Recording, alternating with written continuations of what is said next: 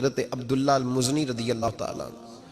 کچھ لوگوں کی نا زندگی بڑی مختصر ہوتی ہے، لیکن جتنے زندگی میں لمحات ہوتے ہیں نا، ایک ایک لفظ بڑا قیمتی ہوتا ہے، شب و روز میں ایک ایک جملہ بڑا قیمتی ہوتا ہے۔ مختصر سی میری کہانی ہے، پر جو بھی ہے آپ کی مہربانی ہے۔ فرماتے ہیں کہ میرے والد بچپن میں انتقال کر گئے، مجھے چچا نے پالا تھا۔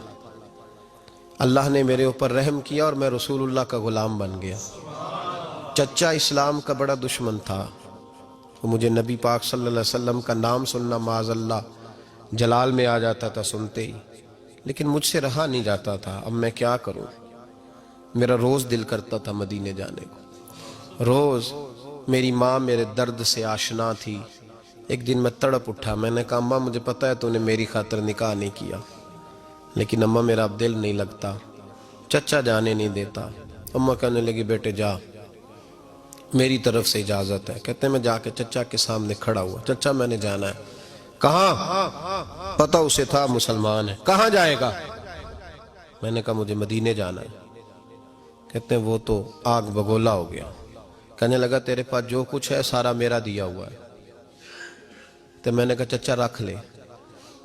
کہ جیبوں میں جو ہے وہ بھی نکال دے۔ کہتے میں نے رکھ دیا۔ پھر جلال میں کہنے لگا یہ جو تو نے کپڑے پہنے یہ بھی میرے ہیں۔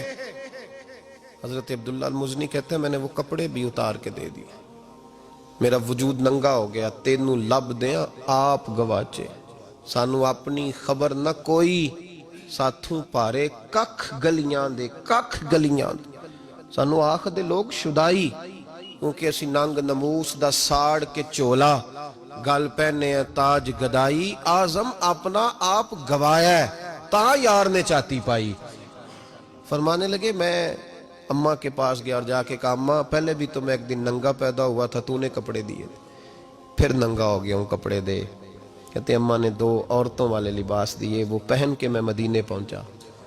میں بڑی غربتوں میں آیا تھا، میں دیہاتی تھا، مجھے کچھ کرنا نہیں آتا تھا، پر مجھے یوں لگتا تھا کہ مدینے میں سب سے زیادہ عزت میری ہے، سب سے زیادہ۔ اللہ کے حبیب نے منع فرمایا کوئی اونچا اللہ اللہ نہ کرے، جب کوئی نماز پڑھ رہا ہو سو رہا ہو تو اس کے سامنے اونچا ذکر نہ کرو۔ کہتے میں ایک دن اونچا ذکر کر رہا تھا، اونچا میں ذکر کر رہا تھا، کیونکہ عشق لگا سی کھیڑا کھیڑ دینوں، تے میں نو کھیڑا پھول گئیاں، نے کجل پایا سی یار دے ویکھنے نوں، پھر او دی یاد وچ روندے آئی ڈول گئیاں۔ حیدر شاہ اس گلی کدے نہ رول دی، پر ہن تے رول دی گئیاں۔ کہتے میں اونچا ذکر کر رہا تھا تو حضرت عمر فاروق رضی اللہ تعالیٰ عنہ نے ڈانٹ دیا، فرمایا تجھے نہیں پتا حضور نے منع کیا؟ تو عمر نے ڈانٹا تو میں چھپ کے بیٹھ گیا کونے میں۔ حضور آئے نا نماز پڑھانے تو محبوب نے پتہ کیا وہ عبداللہ کدھر ہے؟ کہتے میں کونے میں تھا، حضور نے فرمایا کیا ہوا؟ تو میں رو پڑا، میری عزت بڑی تھی نا مدینے میں، کبھی کسی نے کچھ نہیں کہا تھا۔ نبی کریم نے فرمایا کیا ہوا؟ عرض کی حضور کچھ نہیں۔ پھر بھی بتاؤ۔ کہتے میں رو پڑا، میں نے کہا یا رسول اللہ میری غلطی تھی تو سیدنا فاروق اعظم نے ڈانٹ دیا ہے۔ فرمایا ہوا کیا؟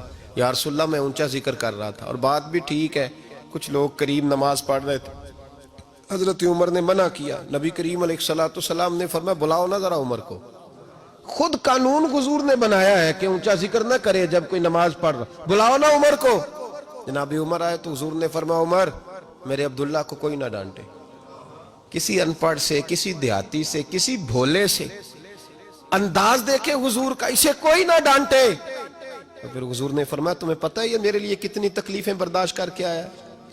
صحابہ فرماتے ہیں یہ خوش نصیب ہے جس کی روح بھی محبوب کے ہاتھوں میں نکلی۔ اور جب جنازہ اٹھا تو حضور کی داڑھی سے ہم نے آنسوؤں کے قطرے ٹپکتے دیکھے۔ مدینے میں رواج تھا کہ قبر میں قریبی عزیز اتارا کرتے تھے، پر ان کا تو مدینے میں رشتہ دار ہی کوئی نہیں تھا۔ حضرت عمر فاروق اور جناب ابو بکر صدیق کہنے لگے ہم قبر میں اتارتے۔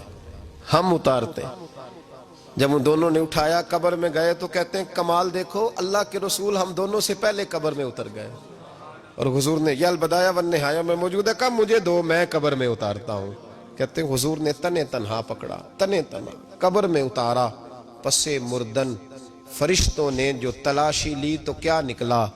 فقط ایک دل کے گوشے سے خیال مصطفیٰ نکلا۔